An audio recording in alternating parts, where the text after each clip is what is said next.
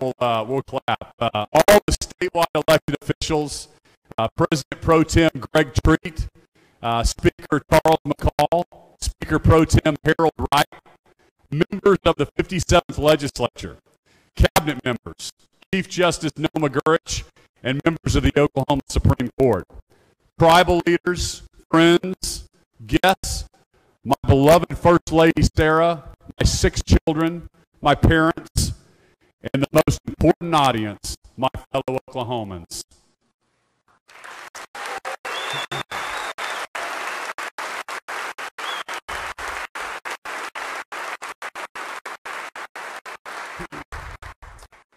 I stand before you today to offer a vision for Oklahoma's future that gives purpose and direction for how our new administration will lead the state.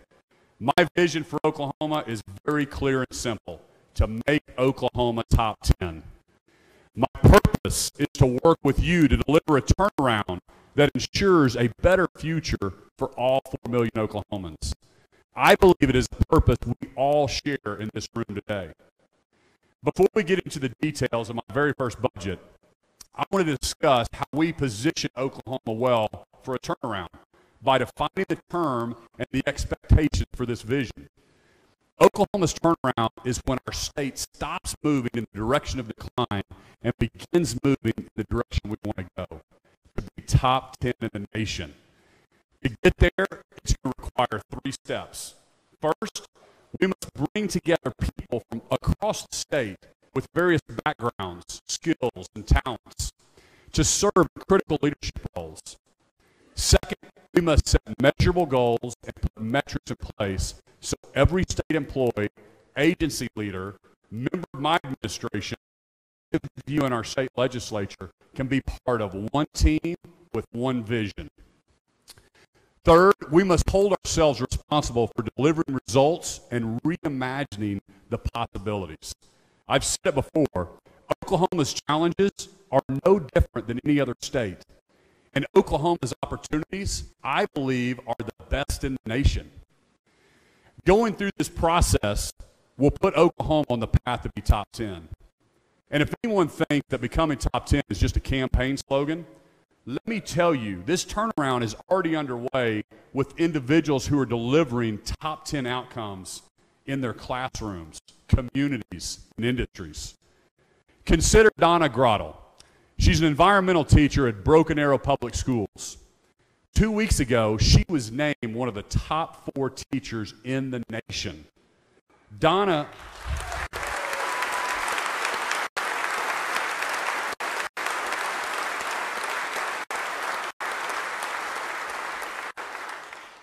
reimagined the classroom. She moved beyond the textbook by taking her classroom outside to partner with the city of Broken Arrow to clean public water, and by taking the classroom to the world by developing a system to provide sustainable food sources to orphans in Kenya. Donna, I really appreciate you being here today. Give her another round of applause.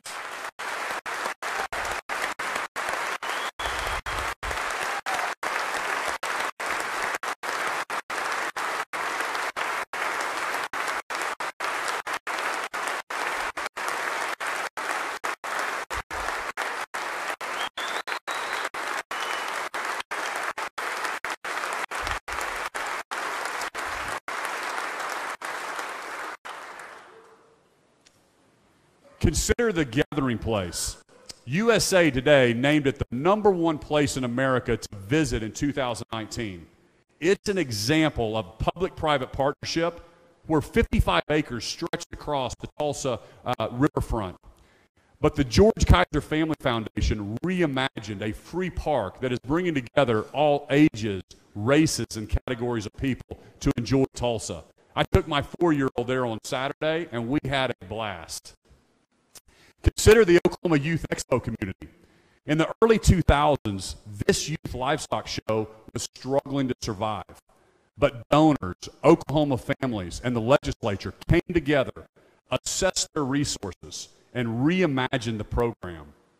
Today, OYE is not just the #1 junior livestock show in America, it is the largest in the world.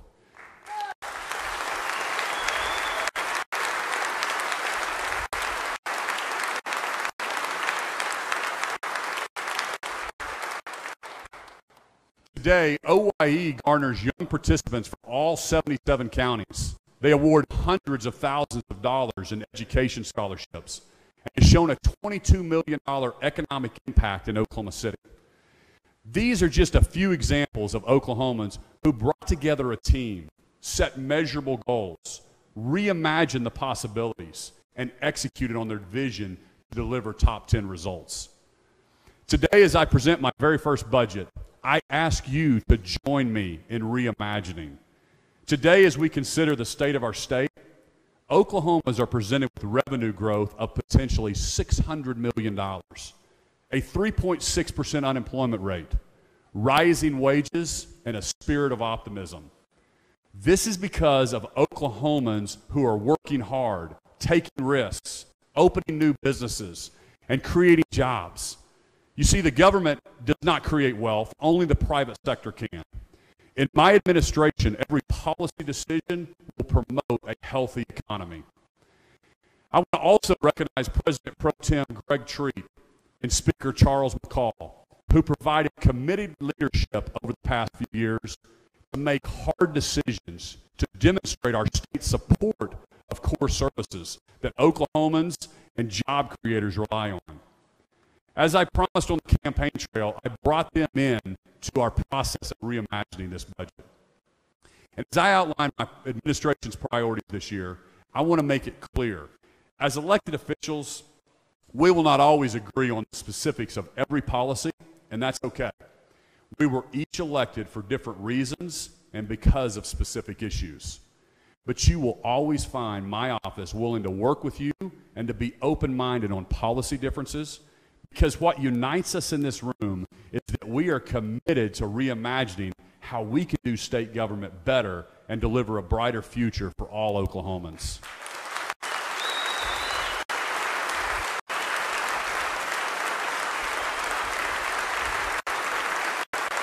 Thank you.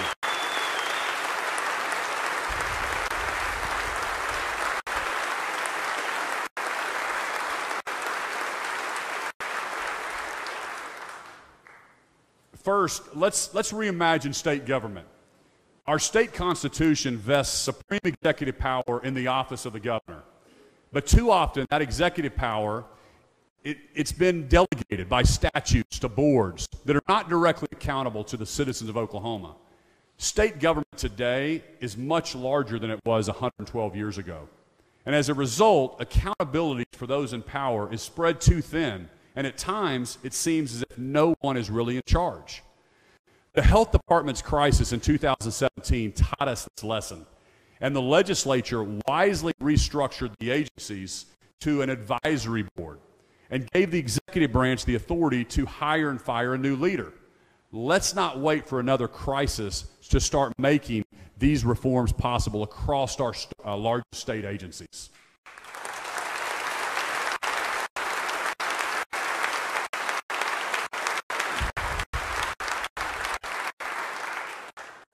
You know, I believe Oklahomans want three things: accountability, transparency, and results. And I know the legislature wants that too. Both the Senate and House leadership are committed to addressing the structure of our state's largest agencies, so the government is held more accountable to the people. By granting the governor hiring and firing authority, you will know exactly where the buck stops, at my desk. Reform should not stop here. We will also seek to remove board members across state government when they have conflicts of interest.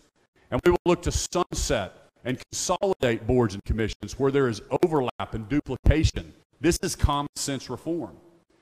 My budget will prioritize funding to continue performance audits of the top 12 agencies. We will fund this effort by immediately recalling the $30 million that was given to the health department after the agency misrepresented their financial standing to the legislature. We will also reimagine state government so that our customers, Oklahoma taxpayers, are the primary focus.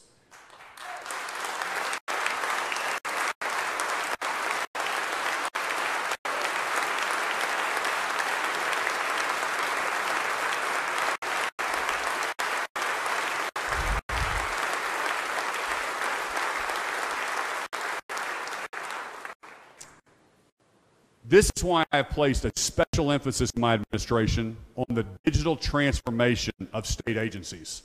Today, I'm calling for the legislature to fund a $20 million grant program so where agencies can apply to receive funds to bring their services into the 21st century and to make government more customer-centered and efficient.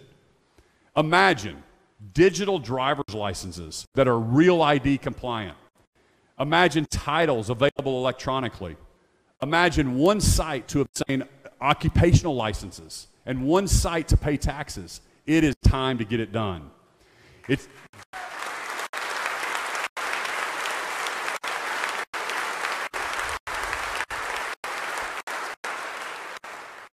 is time to improve our government's D+ ranking in digital transparency and for the state government's checkbook to be online, up to date, and easy to navigate. It's time for online dashboards where you can monitor my administration's progress on performance metrics we are going to set for all the state services. Now, turning my attention to education, my administration is committed to public education.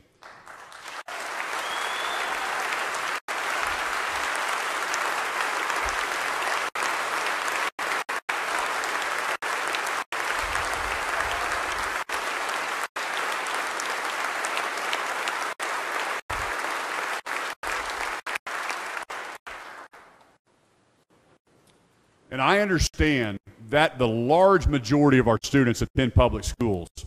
Over the next few years, we will move the needle in outcomes. We will set high standards. We will enact reforms. We will invest in the classroom. But we must first continue our investment in the teacher, because it's not programs, curriculum, or resources that students will remember. The magic happens between the student and the teachers in the classroom.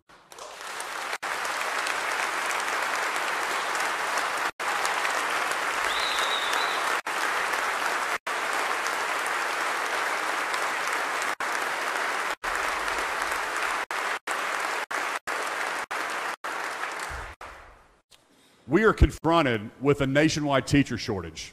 This is not a problem unique to our state, but Oklahoma was among the hardest hit. With recent revenue growth, I asked the legislature to bring our teachers to #1 in our region in pay and benefits. This amounts to a $1,200.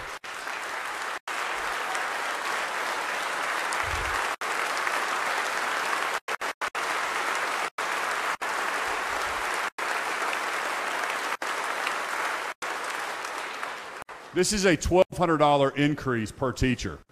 But I'm also calling for the legislature to fund a bonus recruitment program, up to $5 million, to encourage certified teachers to stay in Oklahoma.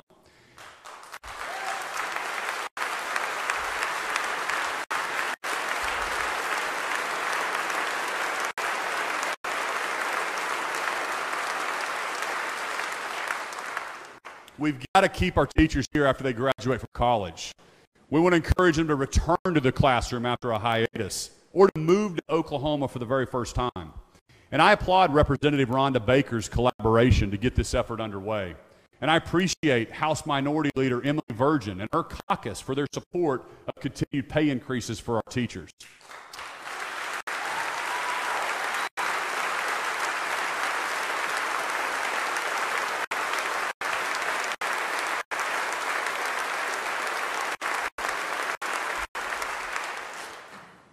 We must also standardize the certification test for Oklahoma teachers, get rid of the 5-year renewal fee, and reduce unnecessary paperwork and bureaucracy on our high-performing schools, and instead shift our resources to help the schools who need it the most.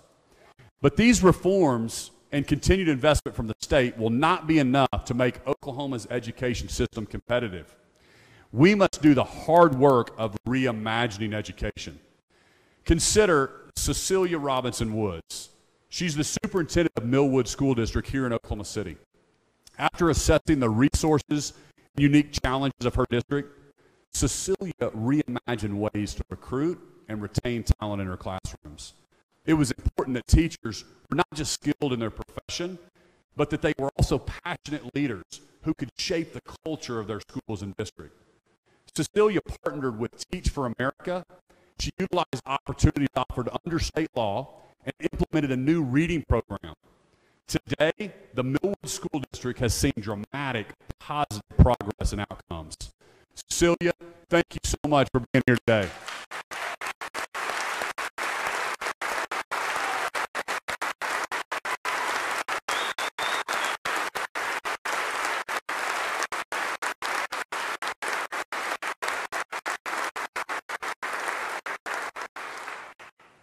We must also look at ways to better stabilize the funding of public education.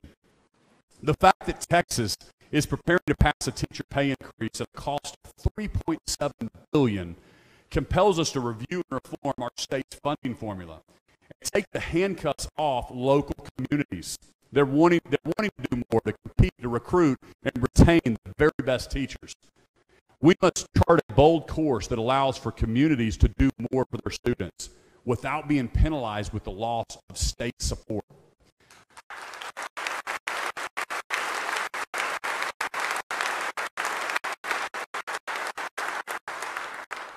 State government cannot fix education funding needs alone. We must stand arm in arm with communities, cities, and counties. Oklahoma is stronger when we are all working together. The process of reforming the formula demands a reimagining of school districts.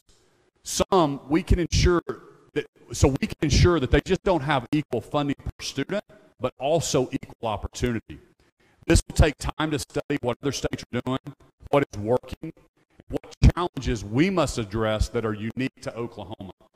And I am committed to being a continuous learner in this area and a leader in this discussion. We must not forget that education should be first and foremost about our students, not about systems. And I will sign into law any legislation that seeks to break down the silos that exist between Common Ed, career techs, and higher ed. We must better align the education experience for Oklahoma's children and prepare them for tomorrow's workforce to become machinists, computer programmers, engineers, and more. So let's take a moment now to reimagine our state's criminal justice system. We are number one in the nation for incarceration. To move the needle, it will require us to change the way we see the person who is in a cycle of incarceration for nonviolent crimes.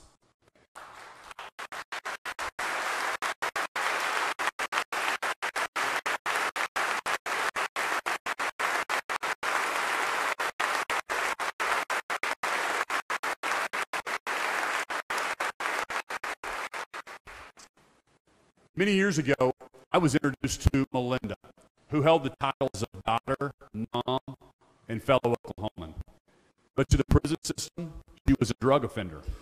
When I met her, she was looking for hope, for a better life for her son, and for an opportunity to change course. Today, she's been an employee at Gateway for more than 13 years. Her entry into the workforce was key to remaining sober and becoming a thriving individual in our society.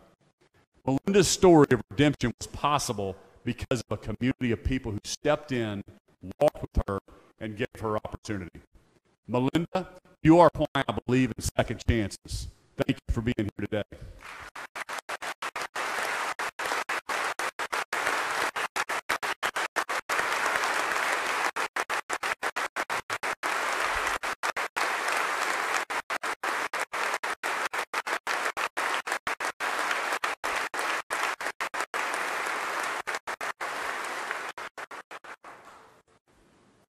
There can be more stories of redemption like hers. It's why my budget requests $1.5 million in recovery for women in recovery. Thank you.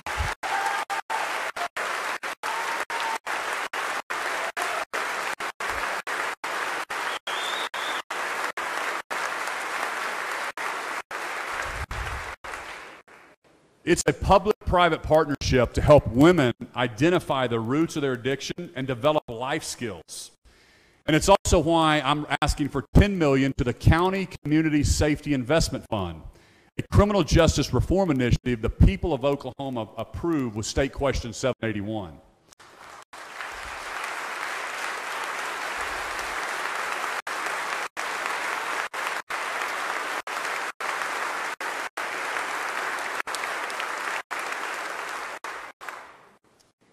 But money is not the sole action government must take here. I'm encouraged by legislation in the House to accomplish licensing reform for those with a felony. We must give Oklahomans re-entering society more opportunities to be gainfully employed. And we must give them, thank you.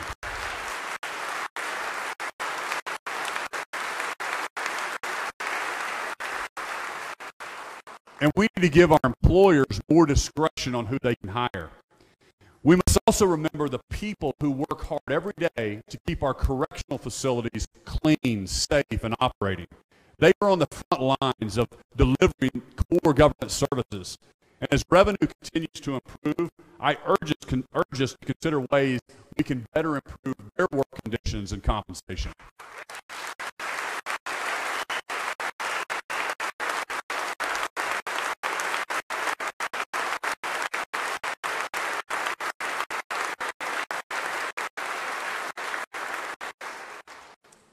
In my budget, we will also use revenue growth to address two critical health care programs in Oklahoma. The Graduate Medical Expense Program to train new doctors, a cost of $62 million, and the Children's Health Insurance Program, a cost of $14.8 million.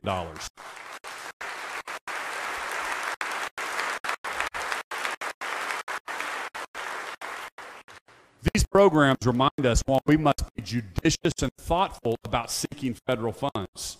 In fiscal year 2020, these two programs alone will cost the state of Oklahoma $77 million that the federal government once paid.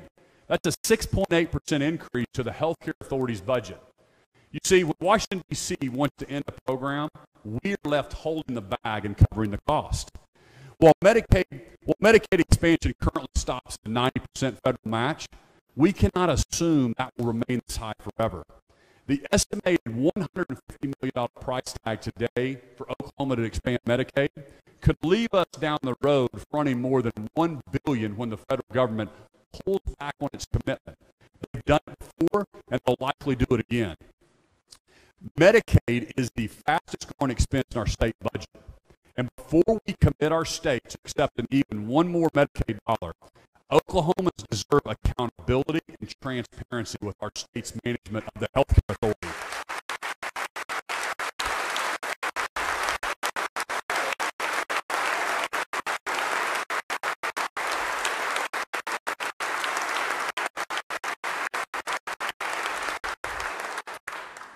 Oklahoma is the only state in the nation where the governor does not have the authority to provide oversight of this agency. We are sticking out like a sore thumb, and this must change.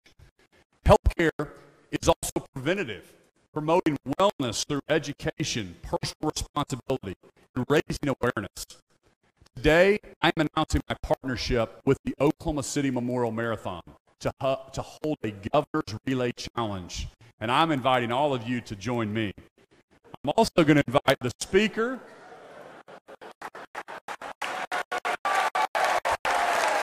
and the Senate to form a relay team, and we'll have a little competition. And the winner of this relay team will join me for lunch at the Governor's Mansion. Not just these two, but I'm talking about the real winner, the person that wins the whole thing. So now let's move to the economy. In order to make our efforts in state government sustainable, we must grow Oklahoma. You see, we need more taxpayers, not more taxes.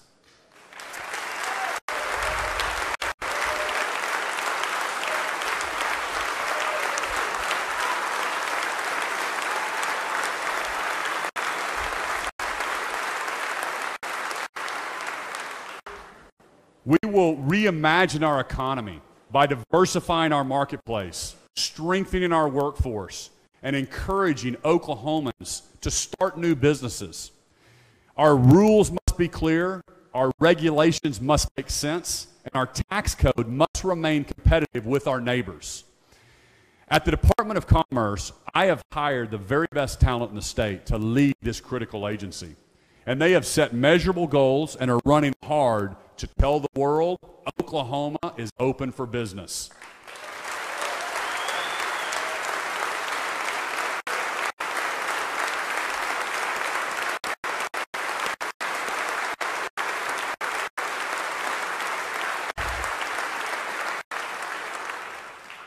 To best equip this agency's mission, I asked the legislature to support additional funds for the governor's Quick Action Closing Fund.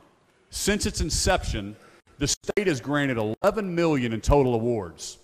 This has attracted high-paying jobs with the Macy's Large Distribution Center in Owasso, with Boeing's relocation of the Aircraft Modernization and Sustainment Business Unit, and with the Commercial Metals Company in Durant, and many more. Today, the balance of Oklahoma's Quick Action Closing Fund is $4.3 million. By comparison, the latest legislative report for the Texas Enterprise Fund indicates the state has awarded $609 million, and it's in tune, and got 94,000 jobs. In Arkansas, their fund has awarded over $120 million, resulting in 26,000 jobs. You can help me sign on the dotted line for new opportunities to grow Oklahoma and demonstrate to the nation that Oklahoma is not afraid to compete with our neighbors and that we intend to win.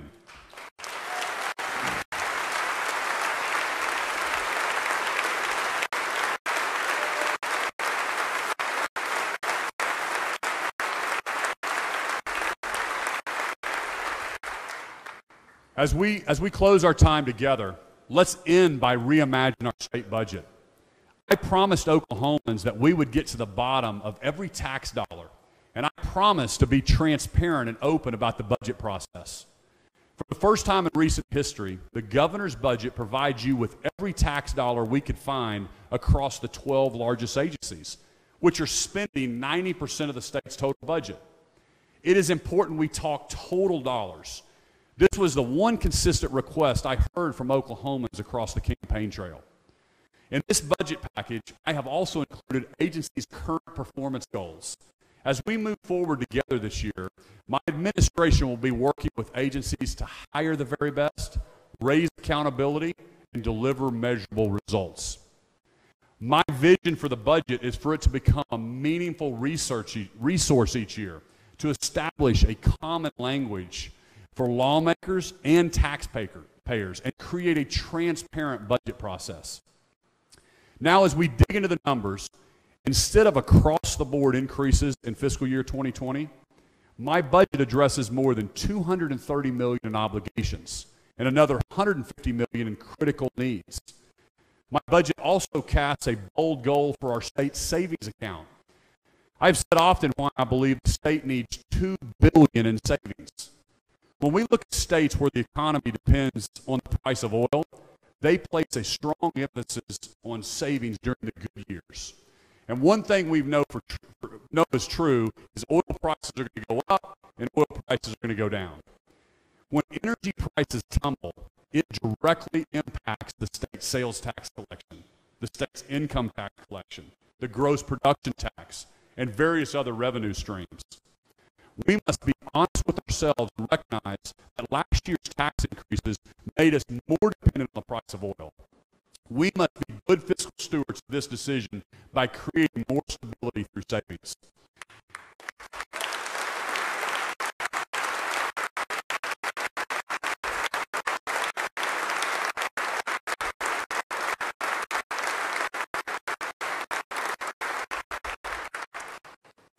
At the end of fiscal year 2019, our rainy day fund will have approximately $874 million with no additional support from a stabilization fund that's often seen in other oil-rich states.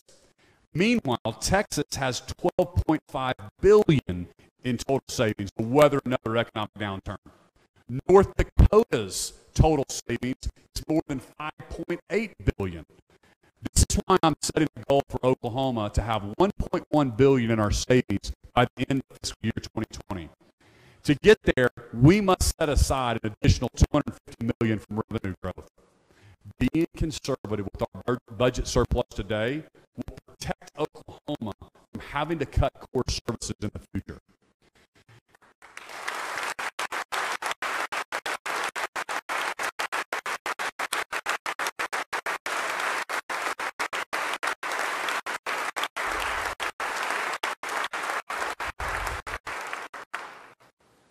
As I close, let us remember, the future doesn't just happen. We make it happen.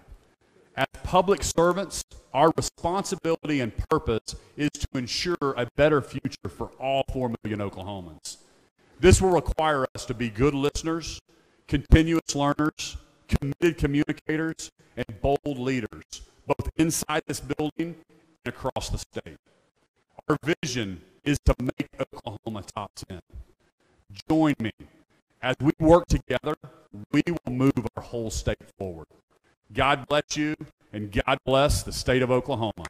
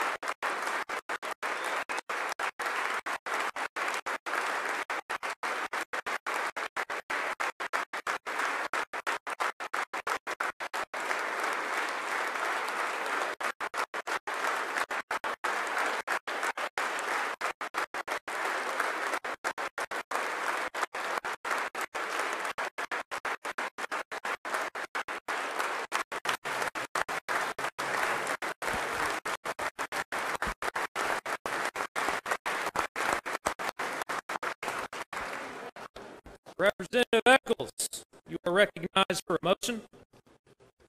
Thank you, Mr. President. There being no further business before the joint session, I move that the joint session be dissolved. You've heard the motion. All those in favor say aye.